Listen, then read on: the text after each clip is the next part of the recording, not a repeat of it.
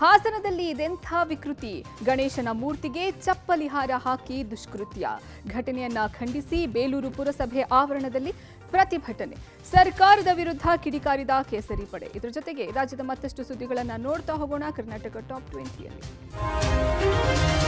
ಹಾಸನ ಜಿಲ್ಲೆಯಲ್ಲಿ ಮಹಿಳೆಯೊಬ್ಬರು ವಿಕೃತಿ ಮೆರೆದಿದ್ದಾರೆ. ಬೇಲೂರು ಪಟ್ಟಣದಲ್ಲಿರುವ ಶ್ರೀ ವಿದ್ಯಾ ಗಣಪತಿ ದೇವಸ್ಥಾನದ ಕಲ್ಲಿನ ಗಣೇಶ ಮೂರ್ತಿಗೆ ಚಪ್ಪಲಿ ಹಾರ ಹಾಕಿ ವಿಕೃತಿ ಮೆರೆದಿರುವ ಘಟನೆ ನಡೆದಿದೆ. ನಿನ್ನೆ ರಾತ್ರಿ ಈ ಘಟನೆ ನಡೆದಿದ್ದು, ದೇವಸ್ಥಾನಕ್ಕೆ ಮಹಿಳೆಯೊಬ್ಬರು ಮುಖಕ್ಕೆ ಕಪ್ಪು ಬಟ್ಟೆ ಕಟ್ಟಿಕೊಂಡು ಎಂಟ್ರಿ ಆದ ದೃಶ್ಯ ಸಿಸಿಟಿವಿಯಲ್ಲಿ ಸೆರೆಯಾಗಿದೆ. ಬೆಳಗ್ಗೆ ಭಕ್ತಾದಿಗಳು ಕೈ ಮುಗಿಯಲು ಹೋದಾಗ ಗಣಪತಿಗೆ ಚಪ್ಪಲಿ ಹಾರ ಹಾಕಿರುವುದು ಬೆಳಕಿಗೆ ಬಂದಿದೆ.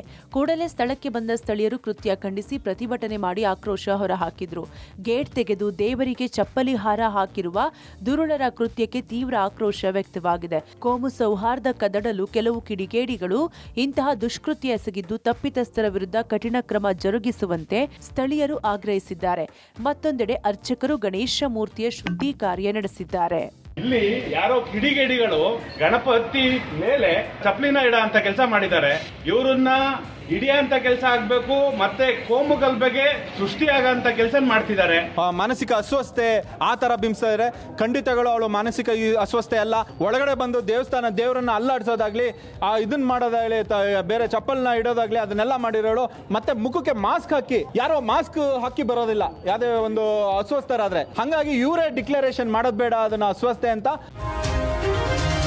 ಹಾಸನದಲ್ಲಿ ಕಲ್ಲಿನ ಗಣೇಶ ಮೂರ್ತಿಗೆ ಚಪ್ಪಲಿ ಹಾರ ಹಾಕಿರುವ ಘಟನೆಯನ್ನ ಖಂಡಿಸಿ ಬೇಲೂರು ಪುರಸಭೆ ಆವರಣದಲ್ಲಿ ಸ್ಥಳೀಯರು ಪ್ರತಿಭಟನೆ ನಡೆಸಿದ್ದಾರೆ. ಶಾಸಕ ಎಚ್.ಕೆ. ಸುರೇಶ್ ಘಟನಾ ಸ್ಥಳಕ್ಕೆ ಭೇಟಿ ನೀಡಿದ್ದಾರೆ. ಕಿಡಿಗೇಡಿಗಳ ಕೃತ್ಯಕ್ಕೆ ಶಾಸಕ ಎಚ್.ಕೆ. ಸುರೇಶ್ ಆಕ್ರೋಶ ವ್ಯಕ್ತಪಡಿಸಿದ್ದಾರೆ. ದುಷ್ಕರ್ಮಿಗಳು ಹೀನ ಕೃತ್ಯ ಎಸಗಿದ್ದಾರೆಂದು ಕಿಡಿಕಾರಿದ್ದಾರೆ.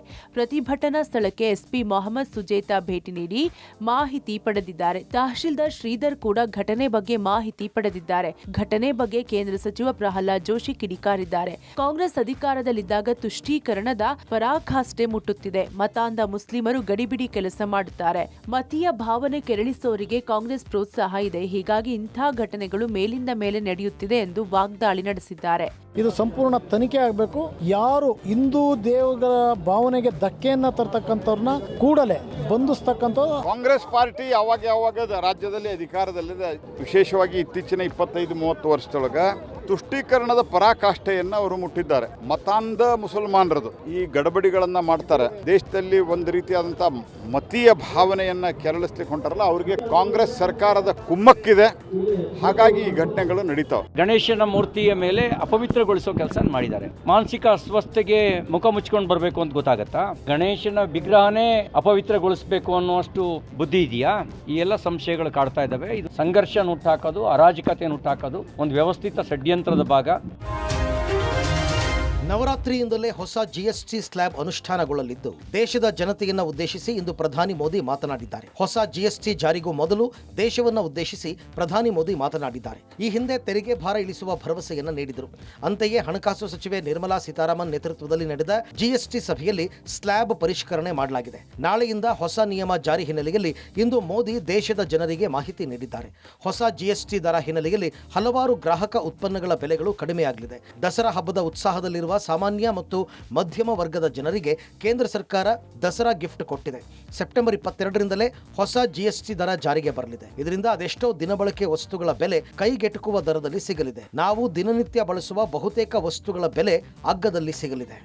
नेक्स्ट जनरेशन जीएसटी रिफॉर्म्स लागू हो जाएंगे. एक तरह से कल से देश में जीएसटी बचत उत्सव शुरू होने जा रहा है. इस जीएसटी बचत उत्सव में आपकी बचत बढ़ेगी और आप अपनी पसंद की चीजों को और ज्यादा आसानी से खरीद पाएंगे. ದಸರಾ ಹಬ್ಬದ ಹೊತ್ತಲೇ ಕೇಂದ್ರ ಸರ್ಕಾರ ಜನಸಾಮಾನ್ಯರಿಗೆ ಭರ್ಜರಿ ಗಿಫ್ಟ್ ಕೊಟ್ಟಿದೆ. ನಾಳೆಯಿಂದಲೇ ಕೇಂದ್ರದ ಜಿಎಸ್ಟಿ 2.0 ಜಾರಿ ಆಗ್ತಾ ಇದೆ.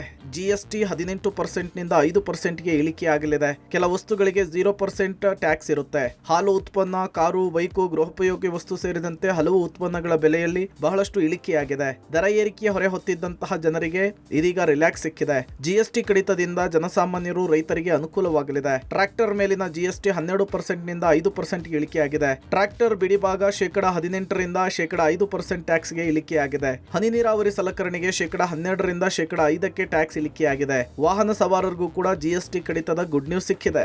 ಒಂದು ರೀತಿ ಇದು ಒಳ್ಳೆ ಡೆವಲಪ್ಮೆಂಟ್ ಅಂತಾನೆ ಹೇಳ್ತೀನಿ. ದಿನನಿತ್ಯ ಉಪಯೋಗಿಸುವಂತ ವಸ್ತುಗಳು ರೇಟ್ ಕಡಿಮೆ ಆಗೋದ್ರಿಂದ ನಮ್ಮ ಮಿಡಲ್ ಕ್ಲಾಸ್ ಜನಕ್ಕೆ ತುಂಬಾ ಸಹಾಯ ಆಗುತ್ತೆ ಅಂತ ಹೇಳ್ತೀನಿ. GST ಅಲ್ಲಿ ಸ್ವಲ್ಪ ರಿಫಾರ್ಮ್ಸ್ ಆಗ್ತಾ ಇರೋದ್ರಿಂದ ನಮ್ಮ ದೇಶಕ್ಕೆ, ಎಸ್ಪೆಷಲಿ ನಮ್ಮ ಬ್ಯಾಂಗ್ಳೂರಿಯನ್ಸ್ಗೆ definitely it will be a boon for the mankind ಅಂತ ಹೇಳಕ್ ಇಷ್ಟಪಡ್ತೀನಿ. ಸೆಂಟ್ರಲ್ ಗೌರ್ಮೆಂಟ್ ಅವ್ರು ಏನ್ ಮಾಡಿದ್ರು, ಫೆಬ್ರವರಿಲಿ ಬಜೆಟ್ ಡಿಕ್ಲೇರ್ ಮಾಡಿದ್ರಲ್ಲ, ಅವಾಗಲೇ ಮಾಡಬೇಕಾಗಿತ್ತು. ಅವ್ರು ಏನ್ ಮಾಡಿದ್ರು, 12 lakhsಗೆ GST ಕಮ್ಮಿ ಮಾಡಿದ್ರು. IT ರಿಟರ್ನ್ಸ್ ಕಟ್ತಾರಲ್ಲ, ಅದು ದುಡ್ಡು ಉಳಿಯುತ್ತೆ. ಅದರಿಂದ ಜನ ಬಂದು ಪಬ್ಲಿಕ್ ಅಲ್ಲಿ ಬಂದು ಎಲ್ಲ ಪರ್ಚೇಸ್ ಮಾಡ್ತಾರೆ ಅನ್ಕೊಂಡ್ರು. ಬಟ್ ಪ್ರಾಬ್ಲಮ್ ಏನಾಯ್ತು ಅಂದ್ರೆ ಜನ ಅದನ್ನ ಮಾಡಲಿಲ್ಲ.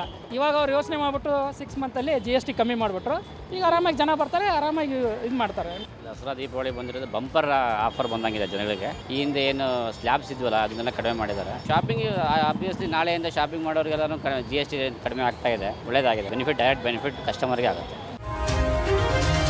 ಹಲವು ಆಕ್ಷೇಪಗಳ ಬಳಿಕ ಜಾತಿ ಗಣತಿ ನಮೂನೆಯಿಂದ ಹಿಂದೂ ಕ್ರಿಶ್ಚಿಯನ್ಗೆ ಸರ್ಕಾರ ಕೋಕ್ ಕೊಟ್ಟಿದೆ. 33 ಜಾತಿಗಳ ಹೆಸರಿಗೆ ಸರ್ಕಾರ ಕೋಕ್ ನೀಡಿದೆ. ಕ್ರಿಶ್ಚಿಯನ್ ಜೊತೆಗೆ ನಾನಾ ಹಿಂದೂ ಜಾತಿ ಉಲ್ಲೇಖಕ್ಕೆ ಬ್ರೇಕ್ ಹಾಕಿದೆ. ಹಿಂದುಳಿದ ವರ್ಗಗಳ ಆಯೋಗದ ಅಧ್ಯಕ್ಷ ಮಧುಸೂದನ್ ನಾಯಕ್ ಸುದ್ದಿಗೋಷ್ಠಿ ನಡೆಸಿ ಮಾಹಿತಿ ತಿಳಿಸಿದ್ದಾರೆ. ಸರ್ವೆ ಆದ ಮೇಲೆ ತಜ್ಞರು ಎಲ್ಲ ಜಾತಿ ಮಾಹಿತಿ ಪಡೆದು ಯಾವ್ಯಾವ ಕೆಟಗರಿಗೆ ಬರುತ್ತೆ ಅಂತ ಪಟ್ಟಿ ಮಾಡ್ತಾರೆ. ಮತಾಂತರ ಆಗಿದ್ರೆ ಮತಾಂತರ ಆದ ಧರ್ಮದಲ್ಲಿ ಅವರು ಇರ್ತಾರೆ. ಮತಾಂತರ ಆದವರು ಮೂಲ ಜಾತಿಗೆ ಬರೋದಿಲ್ಲ. ಯಾವ ಜಾತಿ ಧರ್ಮದ ಅಂಕಿಅಂಶಗಳನ್ನು ಜಾಸ್ತಿ ಮಾಡಲ್ಲ ಅಂದಿದ್ದಾರೆ. ಕ್ರಿಶ್ಚಿಯನ್, ಒಕ್ಕಲಿಗ, ಲಿಂಗಾಯತ ಅಂತ ಜನ ಇದ್ರೆ ಬರ್ಸೋಕೆ ಇಚ್ಛೆ ಇರೋರು ಬರೆಸಬಹುದು. ಹಿಂದೂ ಜಾತಿ ಉಲ್ಲೇಖವನ್ನು ಡ್ರಾಪ್ ಔಟ್ನಿಂದ ಮಾತ್ರ ತೆಗೆಯಲಾಗಿದೆ. ಆದರೆ ಈ ಜಾತಿಗಳು ಇರಲಿದೆ ಅಂದಿದ್ದಾರೆ. ಇದು ಗೊಂದಲದಿಂದ ಅನಾವಶ್ಯಕವಾಗಿ ಅದನ್ನು ಕಂಟಿನ್ಯೂ ಮಾಡಬಾರ್ದು ಅಂತ ಹೇಳಿ ಅದನ್ನು ಯಾವುದನ್ನು ನಾವು ತೆಗೆದುಹಾಕೋದಲ್ಲ, ಅದನ್ನು ಸೇರಿಸಲಿಕ್ಕೆ ಅನುಕೂಲ ಇಟ್ಕೊಂಡು ಯಾವುದನ್ನು ನಾವು ಆ ಡ್ರಾಪ್ ಡೌನ್ನಲ್ಲಿ ಬರೆದಿದ್ದಾಗೆ ಮಾಡಲಿಕ್ಕೆ ಆಗ್ತದಂತ ಯೋಚನೆ ಮಾಡಿ ಯಾರಾದರೂ ಬಂದು ಇದು ತಂದು ಇದೇ ಜಾತಿ ಅಂತ ಹೇಳಲಿಕ್ಕೆ ಅವಕಾಶ ಇದೆ. ನಮ್ಮ ಸಿಸ್ಟಮ್ನಲ್ಲಿ ಅದನ್ನು ಬರಿಬಹುದು. ನಮ್ಮ ಆಯೋಗದಲ್ಲಿ ಇದನ್ನು ಸರಿಪಡಿಸಿ ಆಗಿದೆ ಅಂತ ನಾವು ತಿಳ್ಕೊಂಡು ಮುಂದುವರಿಸ್ತಾ ಇದ್ದೀವಿ. ರಾಜ್ಯ ಸರ್ಕಾರ ನಾಳೆಯಿಂದ ಇಡೀ ರಾಜ್ಯದಲ್ಲಿ ಹೊಸದೊಂದು ಸಮೀಕ್ಷೆಗೆ ಚಾಲನೆ ನೀಡಲಿದೆ. ಹಿಂದುಳಿದ ಆಯೋಗದ ಮೂಲಕ ಶೈಕ್ಷಣಿಕ ಆರ್ಥಿಕ ಸಮೀಕ್ಷೆಗೆ ಸಿದ್ಧತೆಯಾಗಿದ್ದು, ನಾಳೆಯಿಂದ ಮನೆ ಮನೆ ಬಾಗಿಲಿಗೆ ಸಮೀಕ್ಷೆ ಸಿಬ್ಬಂದಿ ಬರಲಿದ್ದಾರೆ. ಈ ಬಗ್ಗೆ ಹಿಂದುಳಿದ ಆಯೋಗ ಕೂಡ ಈಗಾಗಲೇ ಎಲ್ಲಾ ತಯಾರಿ ಮಾಡಿಕೊಂಡಿದ್ದು, ಇದಕ್ಕಾಗಿ ಶಿಕ್ಷಕರು, ಕಂದಾಯ ಇಲಾಖೆಯ ಸಿಬ್ಬಂದಿ ಮತ್ತು ಆಶಾ ಕಾರ್ಯಕರ್ತೆಯರಿಗೆ ಸಮೀಕ್ಷೆಯನ್ನ ಸಂಪೂರ್ಣ ಡಿಜಿಟಲ್ ಮಾದರಿಯಲ್ಲಿ ಯಾವ ರೀತಿಯಲ್ಲಿ ಮಾಡಬೇಕು ಎಂಬುದನ್ನು ತರಬೇತಿ ನೀಡಲಾಗಿದೆ. ಸಾರ್ವಜನಿಕರು ಕೂಡ ಸಮೀಕ್ಷೆ ವೇಳೆ ಸೂಕ್ತ ದಾಖಲೆಗಳನ್ನು ನೀಡುವಂತೆ ಸಲಹೆ ನೀಡಿದೆ. ಅನೇಕ ಗೊಂದಲಗಳ ನಡುವೆಯೂ ನಾಳೆಯಿಂದ ಜಾತಿ ಗಣತಿ ಶುರುವಾಗಲಿದೆ. ಅಕ್ಟೋಬರ್ 7ರವರೆಗೆ ಸಮೀಕ್ಷೆ ನಡೆಯಲಿದೆ. ಇನ್ನು ಮನೆಗೆ ಬರುವ ಸಮೀಕ್ಷೆ ಸಿಬ್ಬಂದಿ ಜೊತೆಗೆ ಸಾರ್ವಜನಿಕರು ಒಳ್ಳೆಯ ರೀತಿಯಲ್ಲಿ ಸಹಕಾರ ನೀಡಿ ಸಮೀಕ್ಷೆಗೆ ಸಹಕರಿಸಿ ಎಂದು ಸರ್ಕಾರ ಕೇಳಿಕೊಂಡಿದೆ. ಪ್ರಿಪ್ರೇಷನ್ನು ಈಗ ಒಂದು 2 ತಿಂಗಳಿಂದ ಶುರುವಾಗಿ ಎಲ್ಲ ಸಿದ್ಧತೆ ತಯಾರು ಮಾಡಿಕೊಂಡು ನಾವು ನಾಳೆಯಿಂದ ನಾವು ಪ್ಲ್ಯಾನ್ ಮಾಡಿದಾಗೆ ಶುರು ಮಾಡ್ತೀವಿ. 1,61,000 ಬ್ಲಾಕನ್ನು ಮಾಡಿ ನಾವು ಅಸೈನ್ ಮಾಡಿದ್ದೀವಿ ವರ್ಕ್. ಅವರಿಗೆ ನಾವು ಟ್ರೈನಿಂಗ್ ಕೊಟ್ಟಿದ್ದೀವಿ. ಟ್ರೈನಿಂಗ್ ಆದಮೇಲೆ ಸೆಲ್ಫ್ ಟ್ರೈನಿಂಗ್ ಮಾಡಿಕೊಂಡು ಟೆಸ್ಟ್ ಮಾಡಿಕೊಂಡು ಅದ್ರ ಬಗ್ಗೆ ತಿಳುವಳಿಕೆಯನ್ನು ಮೂಡಿಸಲಾಗಿದೆ. ರಾಜ್ಯದಲ್ಲಿ ಜಾತಿ ಗಣತಿ ಬಗ್ಗೆ ಕೇಸರಿ ಪಡೆಗಳು ಆಕ್ರೋಶ ವ್ಯಕ್ತಪಡಿಸಿದ್ದಾರೆ. ನಾಳೆಯಿಂದ ರಾಜ್ಯದಲ್ಲಿ ಜಾತಿ ಗಣತಿ ನಡೆಯುವ ಹಿನ್ನೆಲೆಯಲ್ಲಿ ಸಮೀಕ್ಷೆ ಅವಧಿಯನ್ನು ವಿಸ್ತರಿಸುವಂತೆ ಬಿಜೆಪಿಗರು ಆಗ್ರಹಿಸ್ತಾ ಇದ್ದಾರೆ. ಹುಬ್ಬಳ್ಳಿಯಲ್ಲಿ ಕೇಂದ್ರ ಸಚಿವ ಪ್ರಹ್ಲಾದ್ ಜೋಶಿ ಮಾತನಾಡಿ, ಹಿಂದೂ ಧರ್ಮ ಒಡೆಯುವ ಷಡ್ಯಂತ್ರ ಇದು. ಯಾವ ಆಧಾರದ ಮೇಲೆ ಜಾತಿ ಗಣತಿ ಮಾಡ್ತಿದ್ದಾರೆ? ಮತಾಂತರ ಆದವರಿಗೂ ಮೀಸಲಾತಿಗೆ ಮುಂದಾಗಿದ್ದಾರೆ. ಇದು ದೇಶವನ್ನು ಅಶಕ್ತಗೊಳಿಸುವ ಷಡ್ಯಂತ್ರ ಅಂದಿದ್ದಾರೆ. ಕಲಬುರಗಿಯಲ್ಲಿ ರಂಭಾಪುರಿ ಶ್ರೀಗಳು ಪ್ರತಿಕ್ರಿಯೆ ಕೊಟ್ಟಿದ್ದಾರೆ. ಜಾತಿ ಗಣತಿಗೆ ಬಹಳ ಸಮುದಾಯದ ಜನ ಅತೃಪ್ತಿ ವ್ಯಕ್ತಪಡಿಸಿದ್ದಾರೆ. ತರಾತುರಿಯಲ್ಲಿ ಜಾತಿ ಗಣತಿ ಮಾಡಬಾರದು, ಮುಂದೂಡ್ಲಿ ಅಂದಿದ್ದಾರೆ. ಜಾತಿಯ ಒಂದು ಸಮೀಕ್ಷೆ ಅಂತ ಹೇಳಿ ಯಾವ ಆಧಾರದ ಮೇಲೆ ಕುರುಬ ಕ್ರಿಶ್ಚಿಯನ್ನು, ಬ್ರಾಹ್ಮಣ್ ಕ್ರಿಶ್ಚಿಯನ್ನು, ಲಿಂಗಾಯತ್ ಕ್ರಿಶ್ಚಿಯನ್ನು ಯಾವ ಆಧಾರದ ಮೇಲೆ ಮಾಡ್ಲಿಕ್ಕೆ ಹೊರಟಿದ್ದೀರಿ ನೀವು? ಕನ್ವರ್ಟ್ ಆದವರಿಗೆ ಮೀಸಲಾತಿ ಇಲ್ಲ ಅನ್ನೋ ಸ್ಪಷ್ಟದ ನಮ್ಮ ಸಂವಿಧಾನದಾಗ. ಅಂದ್ರೆ ಹಿಂದೂ ಸಮಾಜವನ್ನ ಒಡಿಲಿಕ್ಕೆ ಕಾಂಗ್ರೆಸ್ ಪಾರ್ಟಿ ಷಡ್ಯಂತ್ರವನ್ನ ನಡೆಸ್ತಾ ಇದೆ. ವಿಷಯ ಲಿಂಗಾಯತ ಸಮುದಾಯದ ಸಮೀಕ್ಷೆಯನ್ನು ಕೂಡ ಮುಂದೆ ಹಾಕಬೇಕು ಅನ್ನುವಂತ ಮಾತನ್ನ ಹೇಳಿಕೆ ಬಯಸ್ತಾ ಇದ್ದೇವೆ. ಮತ್ತು ಈ ರಾಜ್ಯದ ಒಡಲಾಳದ ಒಂದು ಆಶಯವನ್ನ ರಾಜ್ಯದ ಉಪಮುಖ್ಯಮಂತ್ರಿಗಳಾದಂಥ DK ಶಿವಕುಮಾರ್ ಅವರು ರಾಷ್ಟ್ರೀಯ ಕಾಂಗ್ರೆಸ್ ಧುರೀಣರಿಗೆ ಇದನ್ನ ಮನವರಿಕೆಯನ್ನ ಮಾಡಿ ಕೊಡೋದರ ಮೂಲಕ ರಾಜ್ಯದಲ್ಲಿ ಒಂದು ಉತ್ತಮವಾದಂತಹ ವಾತಾವರಣ ನಿರ್ಮಾಣ ಮಾಡಲಿಕ್ಕೆ ಅವರು ಮುಂದಾಗಬೇಕು ಅನ್ನೋದನ್ನ ಅತ್ಯಂತ ಆಗ್ರಹಪೂರ್ವಕವಾಗಿ ಈ ಸಂದರ್ಭದಲ್ಲಿ ನಾವು ಹೇಳಿ ಬಯಸ್ತಾ ಇದ್ದೇವೆ. ನಾಳೆ ವಿಶ್ವವಿಖ್ಯಾತ ಮೈಸೂರು ದಸರಾ ಮಹೋತ್ಸವದ ಉದ್ಘಾಟನೆ ನಡೆಯಲಿದೆ. ದಸರಾ ಉದ್ಘಾಟನೆಗೆ ಚಾಮುಂಡಿ ಬೆಟ್ಟದಲ್ಲಿ ಭರದ ಸಿದ್ಧತೆ ನಡೆದಿದೆ. ಈಗಾಗಲೇ ಚಾಮುಂಡಿಯ ಉತ್ಸವದ ಮೂರ್ತಿ ಶುಚಿಯನ್ನುಗೊಳಿಸಿ ಸಿದ್ಧತೆ ಮಾಡಿಕೊಂಡ ಅರ್ಚಕರು ಹಸಿರು ಸೀರೆಯನ್ನುಡಿಸಿ ತಯಾರಿಯನ್ನ ಮಾಡಿಸಿಕೊಂಡಿದ್ದಾರೆ. ನಾಳೆ ಮುಂಜಾನೆಯಿಂದಲೇ ವಿವಿಧ ಅಭಿಷೇಕ ಪೂಜಾ ಕೈಂಕರ್ಯಗಳು ನೆರವೇರಲಿದ್ದು, ಬಳಿಕ ಬೆಳ್ಳಿ ರಥದಲ್ಲಿ ಚಾಮುಂಡೇಶ್ವರಿ ಉತ್ಸವದ ಮೂರ್ತಿಯನ್ನ ವೇದಿಕೆಗೆ ತಂದು ಪುಷ್ಪಾರ್ಚನೆ ಮಾಡಲಾಗುತ್ತೆ. ನಾಳೆ ಬೆಳಗ್ಗೆ 10:40 ಋಷಿಕ ಶುಭ ಲಗ್ನದಲ್ಲಿ ಉತ್ಸವ ಮೂರ್ತಿಗೆ ಲೇಖಕಿ ಭಾನು ಮುಷ್ತಾಕ್ ಪುಷ್ಪಾರ್ಚನೆಯನ್ನ ಮಾಡಿ ದಸರಾ ಉದ್ಘಾಟನೆಯನ್ನ ಮಾಡಲಿದ್ದಾರೆ. ನವರಾತ್ರಿ ಅಂತಕ್ಕಂಥ ಭಾಳ ವಿಶೇಷ ಒತ್ತು ಕೊಟ್ಟಂಥ ನವರಾತ್ರಿ ಕಾಲದಲ್ಲಿ.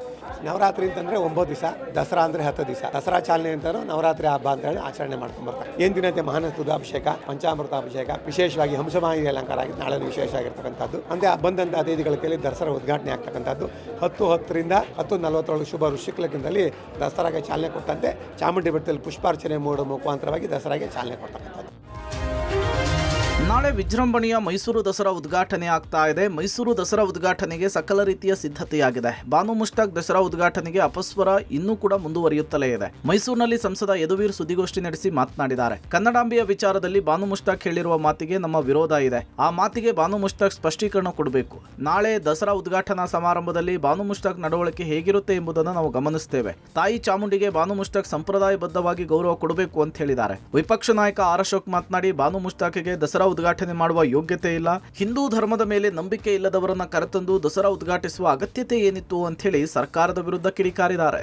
ತಾಯಿ ಭುವನೇಶ್ವರಿ ಇದ್ದಾರೆ, ಕೆಂಪು ಮತ್ತೆ ಅರಿಶಿನ ಬಣ್ಣದ ಒಂದು ಧ್ವಜ ಇದೆ, ಕನ್ನಡ ಧ್ವಜ ಇದೆ. ಅವರೇ ಅಲ್ಲಿ ವಿರೋಧ ವ್ಯಕ್ತಪಡಿಸಿದ್ರು. ನಮ್ಮ ಭಾವನೆಗೆ ಧಕ್ಕೆ ಕೊಡೋ ದೃಷ್ಟಿ ಮಾಡಿರುವಾಗ ಸಹಜವಾಗಿ ನಮ್ಮಲ್ಲಿ ವಿರೋಧ ಇದ್ದೇ ಇರುತ್ತೆ. ಸೊ ಇಲ್ಲಿ ಅವರು ಸರಿಯಾದ ರೀತಿಯಲ್ಲಿ ವೇದಿಕೆಗೆ ಚಾಮುಂಡೇಶ್ವರಿ ಪುಷ್ಪಾರ್ಚನೆ ಇರ್ಬೋದು, ತಮ್ಮ ಭಾಷೆಯಲ್ಲಿ ಇರ್ಬೋದು, ಅವ್ರು ಯಾವುದೇ ಭಾವನೆಗೆ ಧಕ್ಕೆ ಕೊಡದೇನೆ ನಡ್ಕೊಂಡ್ರೆ ಅದೇ ಸ್ಪಷ್ಟೀಕರಣ ಆಯ್ತಲ್ಲ. ಆ ಅಮ್ಮನಿಗೆ ಯಾವ ಕ್ರೆಡಿಬಿಲಿಟಿ ಇದೆ ಅಂತೇಳಿ ಚಾಮುಂಡೇಶ್ವರಿ ಪೂಜೆ ಕರೆದಿದ್ದಾರೋ ಗೊತ್ತಿಲ್ಲ. ದೇವಿನ ಪೂಜೆ ಮಾಡಬೇಕಾದ್ರೆ ಅಟ್ಲೀಸ್ಟ್ ದೇವಿಗೆ ನಂಬಿಕೆ ಇರಬೇಕಾ? ದೇವಿ ಮೇಲೆ ನಂಬಿಕೆನೇ ಇಲ್ಲ ಅಂತ ಜಗಜ್ಜಾಗೃತವಾಗಿ ಹೇಳಿರೋಂಥ ಆ ಹೆಣ್ಮಗಳಿಗೆ ನೀವು ಇಲ್ಲಿ ಕರ್ಕೊಂಡ್ ಬರ್ತಾ ಇದ್ದೀರಾ ಅಂದ್ರೆ ದಸರಾ ಉದ್ಘಾಟನೆಯನ್ನ ಅಪವಿತ್ರ ಮಾಡ್ತಾ ಇದ್ದೀರಾ.